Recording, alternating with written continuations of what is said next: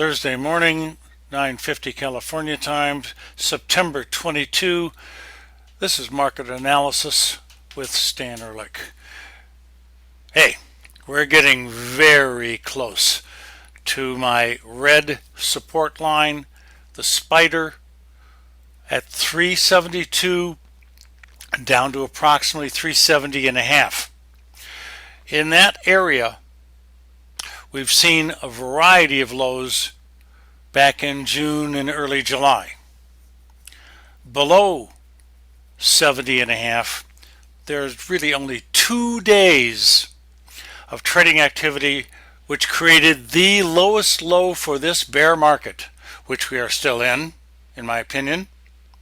That was 362.17. So another 10 points below the area of 372 to 370 and a half, which we are currently trading at 75 and a half. Today's low so far has been 73.44. That's 373.44. I'm dropping the handle on an old phrase, the first number or two of a quote. So we're close. On top of that, we have reached my custom relative strength index oversold condition, and therefore turning the daily data price bar yellow. Whenever it's yellow, it means caution, and that means we are about to turn around, probably. That means if you're going down, you're going to turn back up again, and that's exactly the situation we appear to be in. We are in. And I hope it works again, as it has many times, almost always in the past, within sometimes a day or two or three of turning yellow. But today's the first day, and it could be today. I'll get into more details in a moment. Now, we dropped very, very fast yesterday after the Fed comment, or rather interest rate hike of another 0.75%. That's 3 in a row. Wow. First time in history for that. And it caused the end of day down about 10 points, give or take, closing prices collapse. This morning, although we gapped down a little bit, there's no gap to close now. Very early it rallied a little bit and closed the gap. Fine.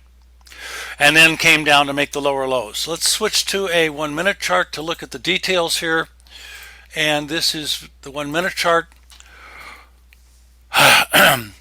This morning opened right around 378-ish, popped back up again a little bit, and then came down. And we have been going sideways between about 376 and 370. Again, the low is 370.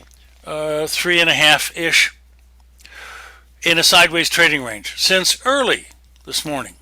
So almost all of the break happened in the first 30 minutes.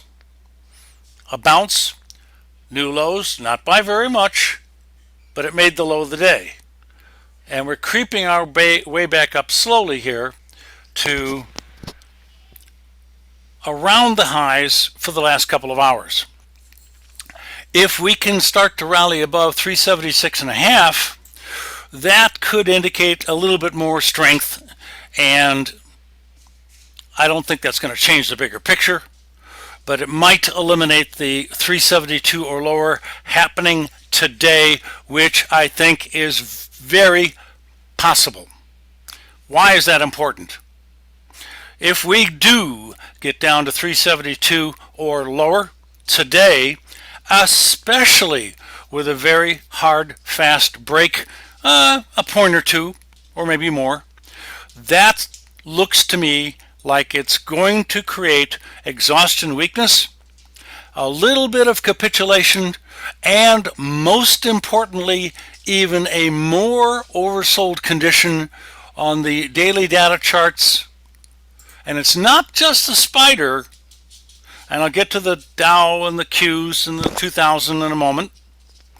But the most important one for me is this red support level, probably should be green, but whatever, in that zone again, 372 to 370.5. We came close, not good enough. Still think we're going to get there. Now 75.90, we're coming up a little bit. Got to look again at my details. So we're not setting off any alarms yet. We're getting very close. Minor new highs, very close. Just a moment. Not there yet, but anything 76 or higher, start to ring some little bells for me. And 75, 70-ish is the momentary current quote. Let's mention the DIA. Yellow also on the daily data chart. It is oversold from my perspective and has reached the equivalent support area that I outlined in the spider.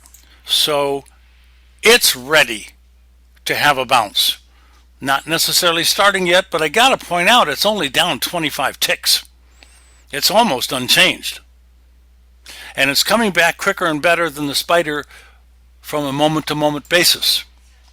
The QQQ is one of the weaker ones and not quite as rebounding as well, but still very, very close to the same technical picture. Got a little bit more to go to start to look a little bit more friendly, but so far I have not got any bullish breakouts, bullish signals. We stopped rallying a couple of minutes ago on a spider, pulling back down 75 cents worth awful quickly. That's the kind of thing I like. Remember, I'm bearish. I want to point out that my longer term bearish downside objective I came up with in January or February, somewhere in there of this year, is 340, the low 340s. From here, that's still 35 big points lower. Now, I want to start talking about, oh, by the way, the 2000 is also yellow, and that's because of our custom code for the ER signal. It tells you in advance when you're getting overbought or oversold just by simply a color change, and it's a warning that it's highly likely that the market is about to turn back down if it's been going up, or start to rally if it's been going down. It's yellow.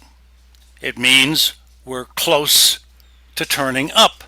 I don't see any evidence of it starting yet, but close is something to pay attention to. Okay, still slipping a little, 75.13. Good, good, good. I want to see 74, 374s here in a minute or two. All of them are oversold. Important. All of them have a little sideways trading range for most of the morning. Important. If they start to make higher highs for the last couple of hours, that could be some very significant, but I'm not quite sure. This is very, very, very fine-tuned analysis, so it's difficult to be as sure as I'd like to be, but I have to say what I have to say. Now, why do I think we're close to a bounce? Well, we're oversold and close to that support area. I would be considering getting out of short positions if we get down to 372 to 370-ish, 370.5, very quickly, like in an hour or two today. It might happen tomorrow. I certainly think it's going to happen, but pretty damn soon, today, tomorrow. Slim chance next week. Bounce after we get down to 72 to 70.5, a bounce. I don't have a good estimate or guesstimate yet, but I'll come up with something like at least 5 to 10 points. That's going to go nowhere fast. It's going to bang into a bunch of technical resistance above the market. It's a typical bounce in a bear trend, and the bigger picture is the October lows coming up right around the corner. This is Thursday. Tomorrow, of course, is Friday. Next week is the last complete week of September. So we only have 6 trading days and the rest of today until we start into October, a week and a couple days from now. Why is October important? Historically, the month of October contains a bottom in the charts. I've gotten a variety of pieces of research from a variety of people. I'm on their email list, I don't know why, that corroborate the same information in more or less detailed with different techniques. The point is, if you take a look at September, October, and November, only those 3 months, for every single year going back decades, my research at least went back 30 years, I came up with something like the high 80 percentile likelihood, if not the low. I forgot what the number was exactly, not super important, but it's extremely likely that the month of October is going to contain a bottom. We're starting to get oversold, people. The statistics are falling into place very, very nicely, on time, not too quick, not too slow.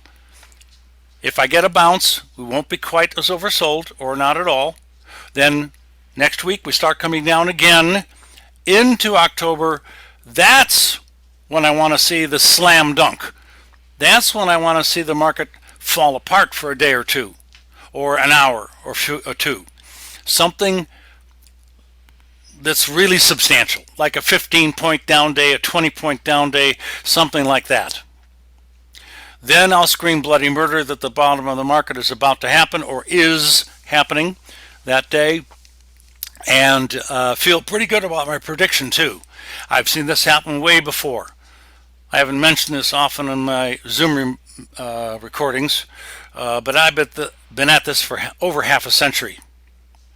So, all of that in place looks really, really good at this particular point.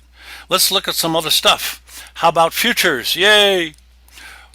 We have a new buy signal yesterday in gold. The gold market had a bullish engulfing, and it was in oversold territory. Both of these comments are based on custom code that we'll be using in NinjaTrader very soon, currently TradeStation, but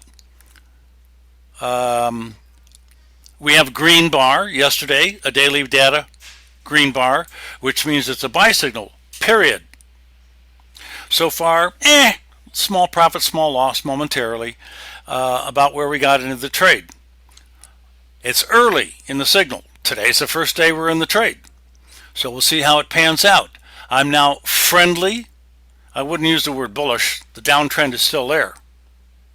Friendly in gold for a rally. I don't know what up to, I put a line here, 1,710, 1710.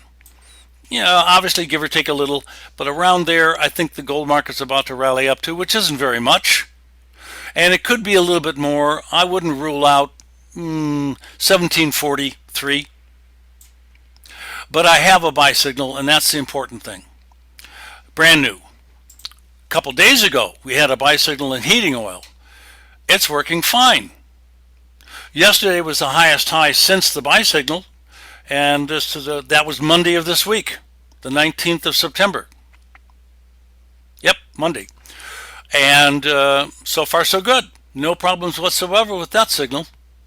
By the way, we had a fantastic sell signal on the top back here on June 17th this year, and an incredibly huge major sell signal on March 9th of 22 this year as well, and they both were extremely profitable. Our 10-year notes, which had a sell signal back on August 2nd, is now 7.84 points profitable. That's big points. That's a heck of a good trade. Look how consistent this bear move has been since that last high on August 2nd. That's rather unusual. Normally they don't get so consistently stair-stepping its way down in a very fine-tuned channel. We're at the bottom of the channel, so I would expect maybe a little bit of a small bounce for a very small day or two, but no breakouts. Down channel persists.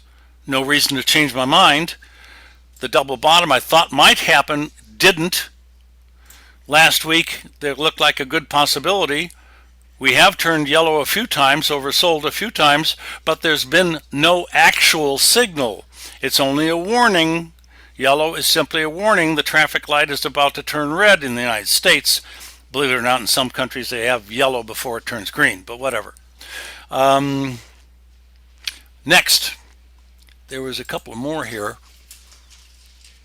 Platinum has a sell signal yesterday, and a darn good one so far. We're profitable today, the first day after the sell signal yesterday. I'm not giving you any significant details about exactly what price we get short at. There are a couple of techniques involved in the ER signal, which is a basic buy signal, sell signal built to pick the highest day of the trend or the lowest day of the trend. Now, in both cases here, we came very close. We're 2 days off the highest high for a sell signal, and we're 3 days off the lowest low for this buy signal. But you have already seen, if you happen to notice, that most of the signals are at the exact high or low day. Don't ask me, just let me prove it to you. This is how it works. This is what it was built for. We also have a brand new, well, I told you about gold. It's a buy signal in gold. So I think that covers the commodities for the moment. Great. We covered the October lows. I do want to mention, since I love to go to Europe when I get the chance, we're now down to 0.98.5 on the euro dollar. And the low of the day is more like 98 flat. Now, even if you include the ATM and bank fees, I think that's par after the fees. So it costs the same amount to spend your money in Europe in general, where the euro dollar is accepted, that it does in the United States. This is the first time it's been down to that level in several years. Big move down, long-term move down. Looking at something real quick here. No problems. Okay. Back real quick to our index page or workspace. We have had some more slippage while I'm yakking away here. We are coming closer, obviously, to a very important level, which is the secondary low for the morning on the spider. I think if we start ticking away at 374 flat or under, which is only 60 cents away, we will start to make new lows for the whole day. That could, I think it's going to, cause a quick break down to that magic damn number for the moment, 372. If I get down to 372 real fast, I'm going to start covering some shorts, taking some profits. The only way that you're going to pick a bottom in the market or a top, which is what my expertise is to buy on the breaks and sell short and or sell out, whatever, on the rallies. If you wait past those points, you're not getting the top or bottom. It does take some expertise and some guts and so on. You've got to kind of have your head screwed on backwards, and mine has always been that way. So I'm liking what I'm seeing a lot this morning. You can tell my tone of voice. Okay, I think I'm going to leave you with this. By the way, please visit the Foundation for the Study of Cycles website. It's new and improved. A great source of information for rhythms in markets, stock markets, commodity markets, all that kind of thing, as well as all kinds of other information. Something that you would never have thought there would be historical, therefore hopefully predictable again, time frames when things will change. That's what cycles are all about. Also, Ninja Trader is a platform that I will be adopting into very soon. I'll leave you with that. Thank you very much, Stan Ehrlich. Have a great trading day. Watch out. Bear markets usually end in very sharp breaks. A little scary, but if you know what you're doing, you actually welcome that kind of thing. You know it's about to be the end. Have a great day.